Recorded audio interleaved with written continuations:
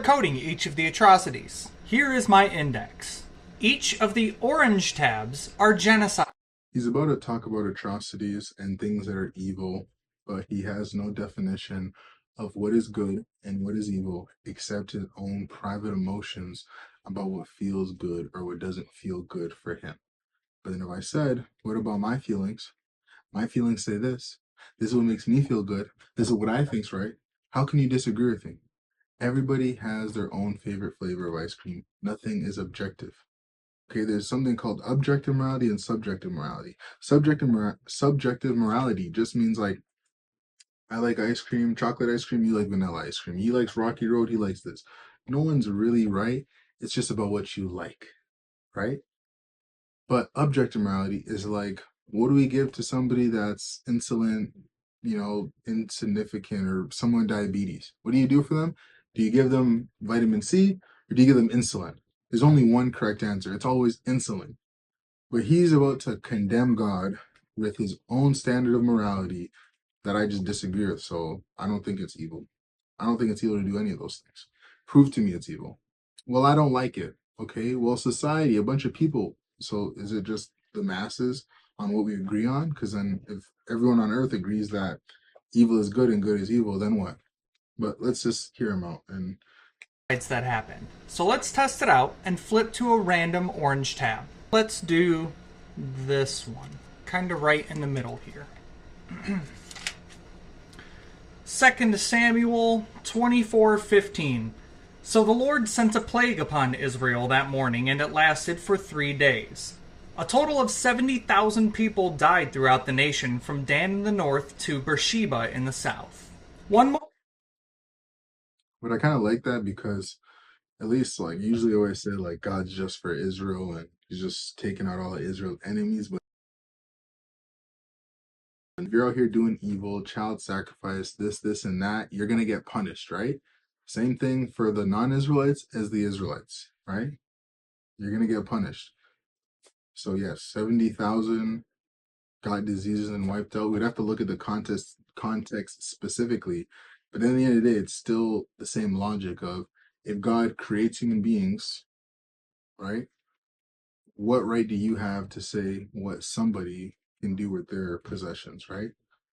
Same way I can tell you, hey, I don't like your nail polish. Don't do that with your body. And you see your ears, don't do that with your ears. And don't do this. And don't get tattoos. And don't do. You can say, yo, why are you stepping on my style, bro? Let me do what I want with my own body. Isn't that their whole argument, right? My body, my choice, even though there's another body inside of their body.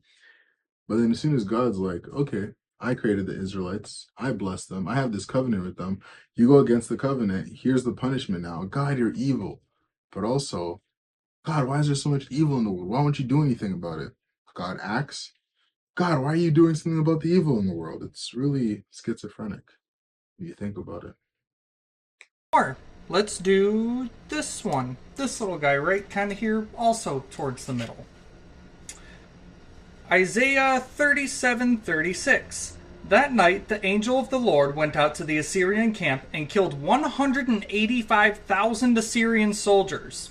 When the surviving Assyrians woke up the next morning, they found corpses everywhere. These Do you know what the Assyrians used to do? I don't know. It's just, there's no making these people happy. And it's not really our job to make them happy, right? If this is the truth, this is the truth, right? If the Assyrians were doing X, Y, and Z and God's punishment and judgment on the armies, right? Particularly the armies that are going to war against God, even though that they know what happened in Egypt, right? All these nations knew what happened with the God of Israel, right? With the God of Abraham, Isaac, and Jacob, right? They enslaved them in Egypt. Then the plagues came. This news spread all around the world, right? Everybody knows about it. But then you're still going to go to war against God? How smart is that? And then you guys perish? And then people, however many thousands of years later, are saying God is such a criminal for doing these things, even though I can't define what a criminal is, what good or bad is. I don't really have anything except my feelings, right? That I base everything on. That's different than everybody else's feelings. And yeah, God's wrong for this. Okay, let's see. Were genocides in the Bible not only condoned by God, but he directly committed them. Why would you want to follow a genocidal maniac God like the God of the Bible is? You are better than that. You are better than this God is. I just want to know what your definition of better is, what your definition of good is, right? You can't define what good is. You can't define morality. You can't say anything is objectively wrong. Everything is subjective and everything is relative. So please stop with your emotional appeal and your banter and your squabbling and just repent and believe so you may be saved.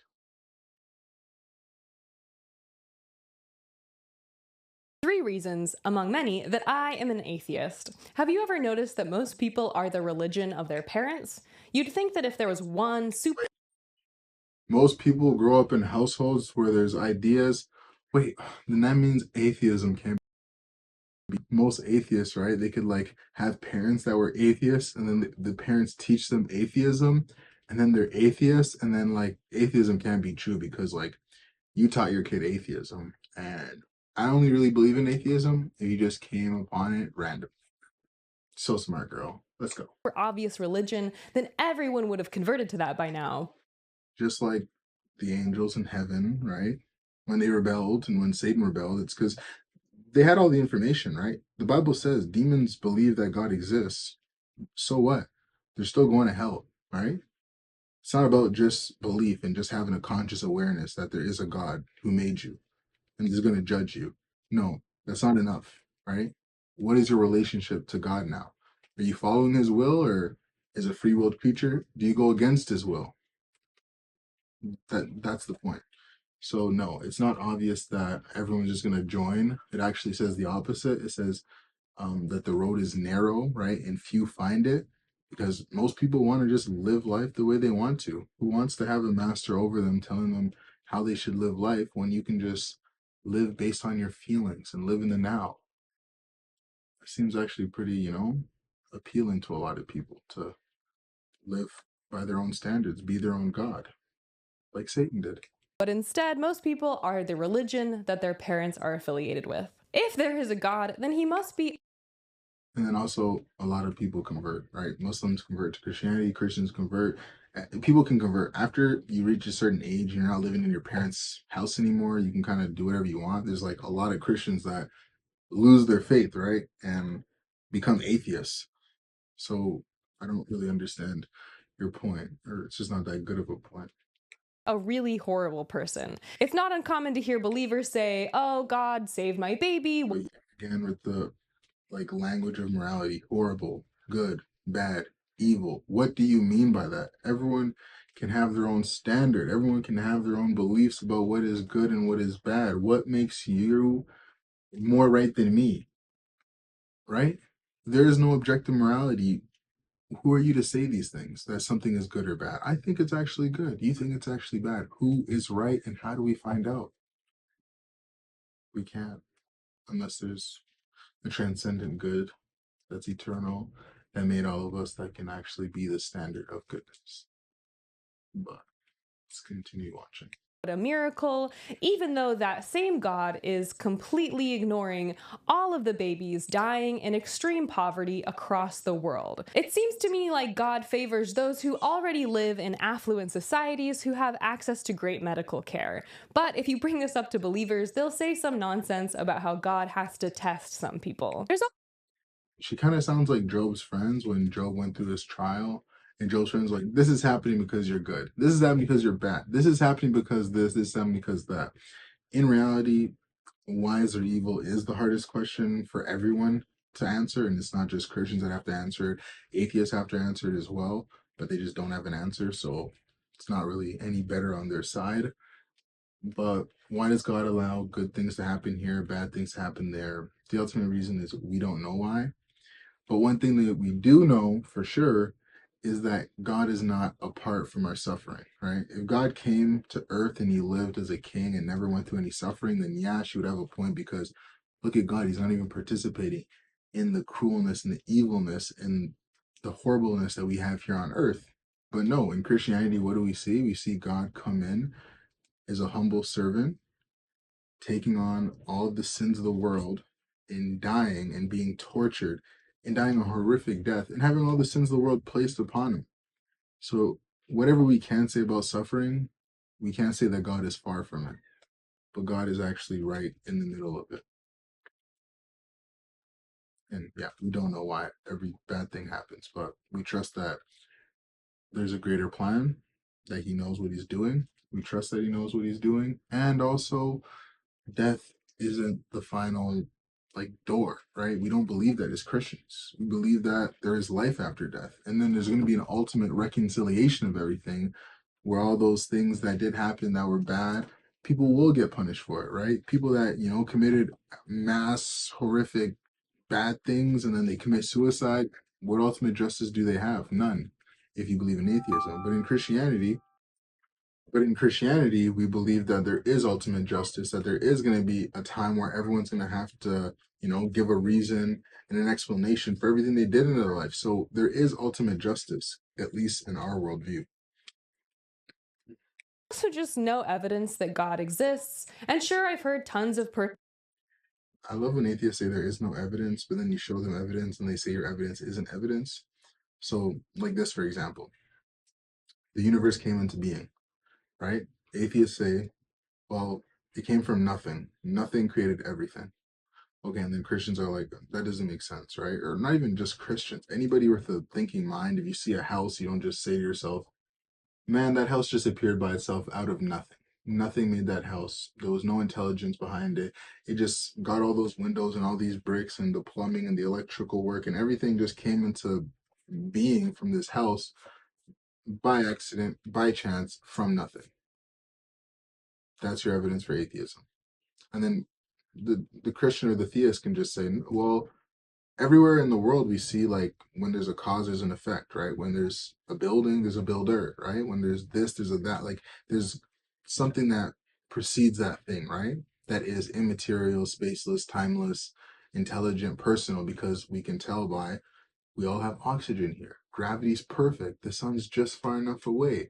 And the atheist says that's not evidence, that's just a coincidence, blah, blah, blah. All these things are evidence, right? Consciousness is evidence, right, of a God, right? Near-death experiences where people are medically dead, but experience things after that and then come back to life when they're resuscitated and then say things that they shouldn't be able to know, right? There's a whole lot of things if you look up what near-death experiences are, but just to say that everything in this world is material is a horrible argument, because you can't explain to me what consciousness is through materialistic means. personal anecdotes about miracles and seeing things that couldn't be explained, but to me, every time I hear a story like that, there's always a more logical explanation for the phenomenon. Some say Logic, okay? Everything came from nothing. Nothing made everything. Then when you ask the atheist, can you define to me what nothing is? It's a cosmic vacuum of a molecular. It's like, how are you? Don't talk. You just said nothing made everything. Nothing means no thing, right? They're like, not necessarily, okay? Because we're such big brain smart monkeys that we can somehow justify that everything came into existence from nothing.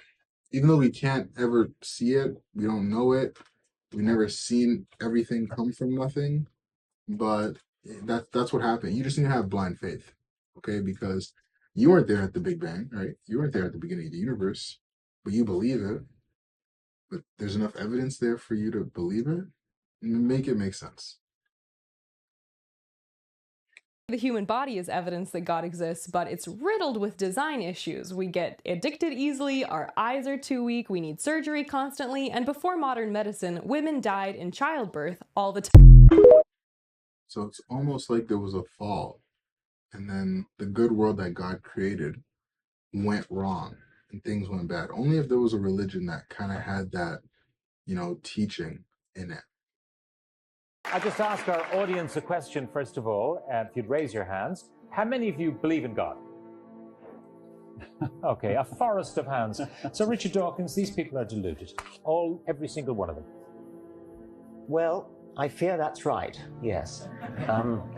I would say it's rather like the phenomenon of the imaginary friend that children have and that comfort them and console them. But there's actually not the slightest shred of evidence that any kind of supernatural being exists. So I'm sorry to say, deluded, yes. Deluded. So, like Henry Ford and the laws of internal combustion. If I asked you which one of those were necessary for the car, what would you say? Richard Dawkins would say, well, you only need the laws of internal combustion.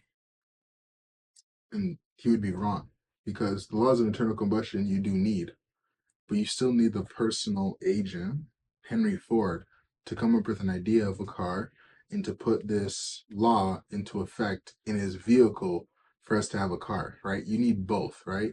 You can describe to me why the kettle of water is boiling at a scientific level and the particles vibrating and blah, blah, blah, blah. But I can also say, my Aunt Jenny is making me a cup of tea. Both things can still be true. So, no, there is a lot of evidence for God. How can so many people be wrong? Well, there was a time when everybody believed that the world was flat. There was a time when everybody believed that the sun whizzed round the earth. People are very, very frequently deluded. And by the way, of course, there was a time when people believed in Zeus and Apollo, and in other parts of the world they believed in Thor and Wotan. People have believed in fairies and leprechauns. Everybody in this room, I would guess, knows what it's like not to believe in the God of some other religion. But all those things are created beings, right? These gods were created by other gods, and they had these means and that means, and leprechauns and unicorns, but all these things are created. What the Christians believe about God is that he is uncreated, that he is timeless, beginningless, that he always existed. So it isn't the same to say, since I don't believe in all of the gods in the world, that makes me almost just as much of an atheist as you. You just go one step further and you don't believe in any of them. No, there's a very large gap between one creator of the universe that is non-created and a person who believes that nothing made the whole universe and everything in it. Yeah, there's a big difference, Richard. Okay, my boy. You know that if you happen to be born in the Middle East, you'd probably be Muslim. All these atheists have the same arguments. So what? Humanity, were Muslims and Jews and Christians mingling around the same areas and places, and these ideas were spreading and competing for. And people who are born in the Middle East believe equally fervently in their God. They can't both be right. There are so many different. Yeah, that is true. That's the one thing that I'll say he's right about. They can't both be right, right? He just thinks everybody's wrong, and then I think every religion and world system has it wrong except Christianity. Yeah. Gods that people have believed in throughout history. So what people believe is really an accident of geography. Exactly right, yes. So then that means, like, most atheists are like white, straight men in the West in good socio-economical societies, then they're just practicing their family's religion, because atheism isn't spread all over the world in poor countries and brown countries and X, Y, and Z countries. Atheism's like mostly in like Switzerland, America, Canada, like very white places, right? A lot of atheists are white people, right? So yeah, it's just a cultural phenomenon, atheism we have here.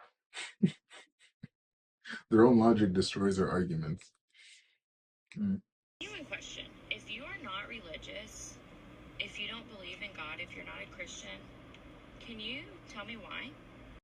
I really appreciate anytime a believer is willing to sit down and listen to the stories of those who have lost their faith. So because you asked it in such a genuine way, I'm going to give you a non-snarky, very vulnerable answer to your question.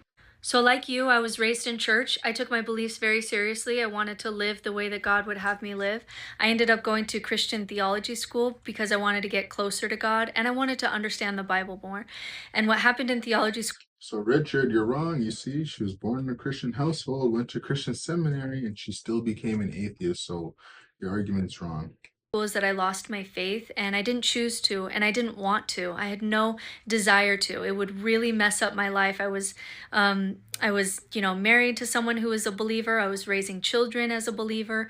I was a seminary teacher, so my job was dependent on me believing. I really did not want to lose my faith. But what happened is I got this little seed of doubt where I got so good in theology school being able to tell what kind of God a society will create that I had this thought that I'd never had before that said, what if we're the ones creating God rather than God creating us? Because what happens, and I can still do this now, if you give me a society, don't tell me what it is, but tell me how the agriculture works, how the flooding works, how the social structure works, and I'll tell you what kind of God they would have created. And every time I'm right. Every time she's right. 100% accuracy rating. Green every time on 2K. Let's keep going. And then you can even get to the individual level. Tell me your core values. Tell me about your personality. And I'll tell you what kind of God you believe in or what kind of God your brain would have created, because we all have different conceptions of God. And I got so good at being able to guess, even in the Bible, something will Like pride. change in the society, and then all of a sudden the theology changes or the God changes, that I just began to see this as a human project. And for the first time in my life, when I was in theology school, I did something really scary. It took a lot of bravery. But I figured that if God was real and if the truth was truth, that it would be able to handle my little human questions. And I began to ask the question, what if there are better explanations for this? In the same way that if someone in your life had schizophrenia, you probably wouldn't say they have demons in them. It can be both, right? If you go to a priest and say you got demons inside you, the first thing they're going to do is send you to a psychologist to get you checked out. And then if the psychologist says, yo, there's nothing wrong with this person, and then you still have the issues, and then they can proceed.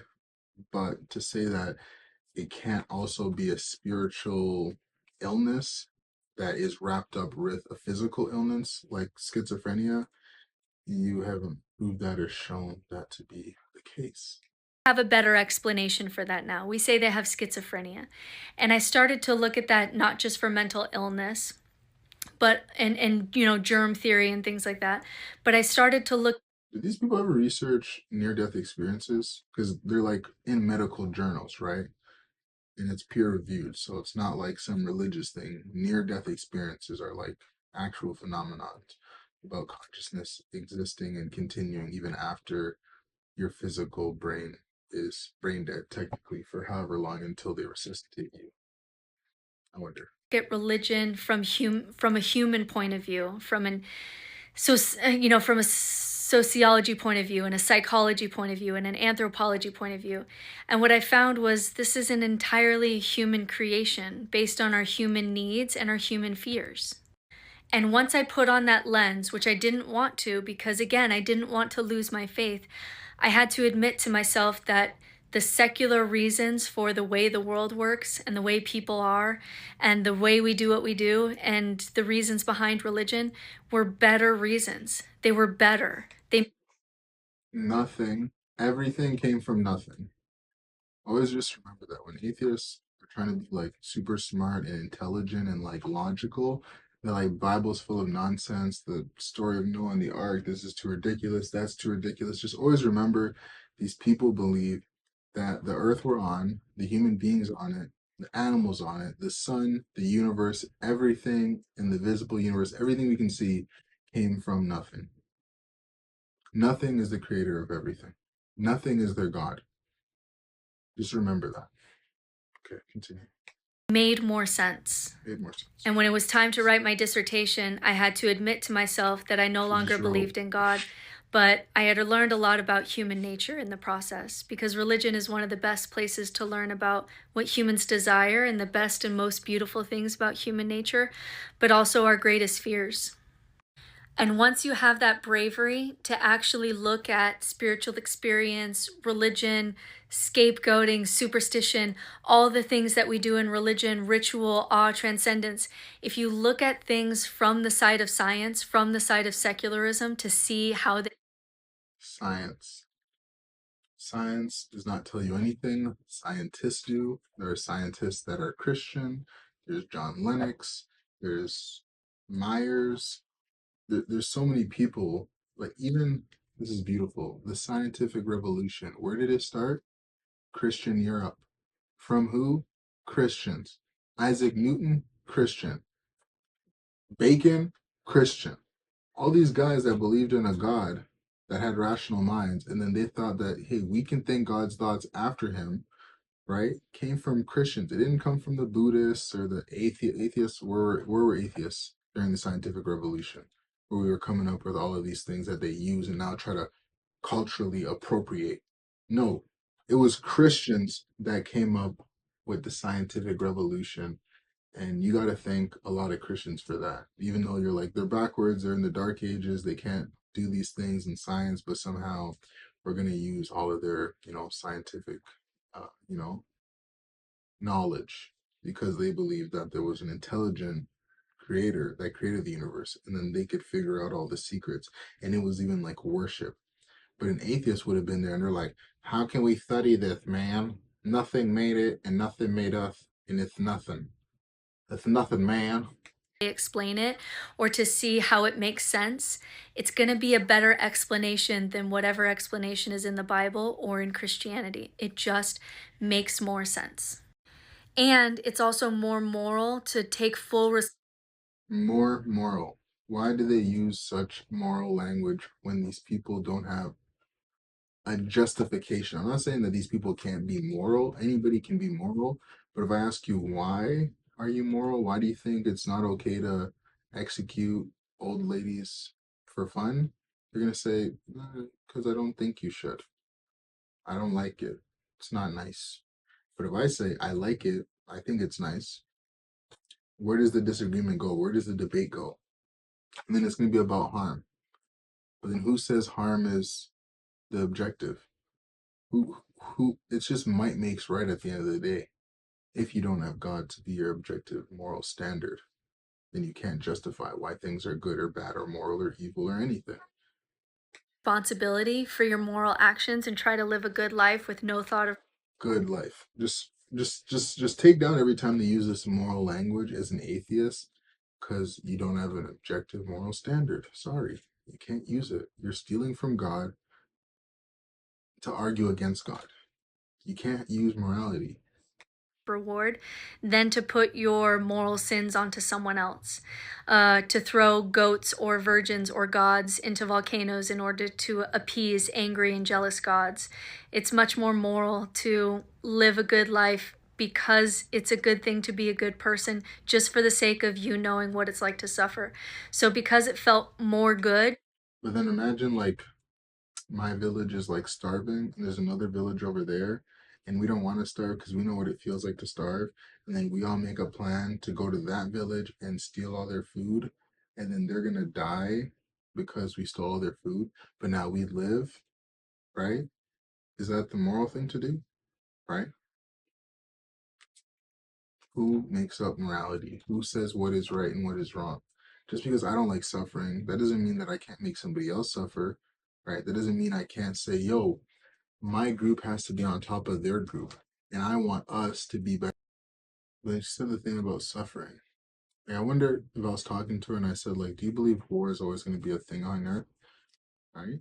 And then it's like, I'm going to assume her answer is like, yeah, people are going to fight, and there's like resources and limited resources, and people are going to be warring and fighting against each other, but I suffer. Am I not going to make the other person suffer? I'd ask her, was it right for us to go against Hitler and Nazi Germany and do what we did to them? But we caused pain and suffering. Was that evil? And then she's going to be like, well, actually, maybe it caused a good because of that suffering and pain. Because we won the war and the world was better because of it, or something along these lines. This is how atheists argue. Then it's like, what defines good? What defines evil? Who's to say suffering is wrong? Is it just your own framework? What happens if I don't think that? There are people that don't have those feeling parts, right? Sociopaths, right? If somebody just thinks suffering's a good thing, what do you tell them if there is no God? Well, I just don't agree with you. They don't agree with you either. It's everybody's own subjective opinion talking to each other. The church and truth and goodness are really important to me. That helped me to leave the church, even though at the time I lost everything. And then I rebuilt my life. But you were able to worship yourself and do all of your own desires and everything you wanted, and you could have gained a lot in that perspective. But meaning and purpose and community and awe and transcendence and morality and ritual. I rebuilt all the good things that you get from religion without having to believe things that are essentially unbelievable and without causing like nothing created everything. so harm to so many people who are hurt by religion. So that's my story, and I really appreciate you listening to people who have lost their faith or who are non-religious. To this day, my family's never asked me. They've never asked me why I've left, and that's still very painful. So you just asking that question feels a lot more Christian than most of the Christians in my life. But yeah, for me, if I were to push you at all, it would be that there are beautiful things about religion, but I think that there's more truthful and more good ways to access those resources than with these old religions. So let's make up new religions. Well, I feel sorry for you, sister. God bless you, and I hope you find the truth. And realize that it's like, it doesn't make sense that everything comes from nothing, right? It's like, I can't imagine trying to explain to somebody like, yeah, that house that nobody built just came there because of an explosion, but there was no dynamite and there was no thought process, but everything just accidentally fell into place. Like, that seems harder to believe to me than there being a creator that was never created, that was eternal and decided to create the universe and people to have relationship with. That makes more sense to me, sister. Well, God bless you and have a wonderful day. Like them apples. That I see was a witness to the things that I know now. I'm 5 years out of school, super in debt. Got a house, not really a house, a basement for $2,000. Got a wife and got a baby, can barely afford the groceries that's in my pantry. But somehow we got 40 billion to send to Ukraine and to Israel to fund the genocides in the wars. Everything is outdoors, ain't that so wild? We got homeless veterans on the street, addicted to fentanyl, meth, everything that you see. I'm trying to tell you, this shit will make your eyes bleed when you start seeing the reality. When this is for me, this is for all the children will have, so they can remember that their parents were in love and they gave a good example to follow Jesus Christ. That's the only example I'm trying to tell you.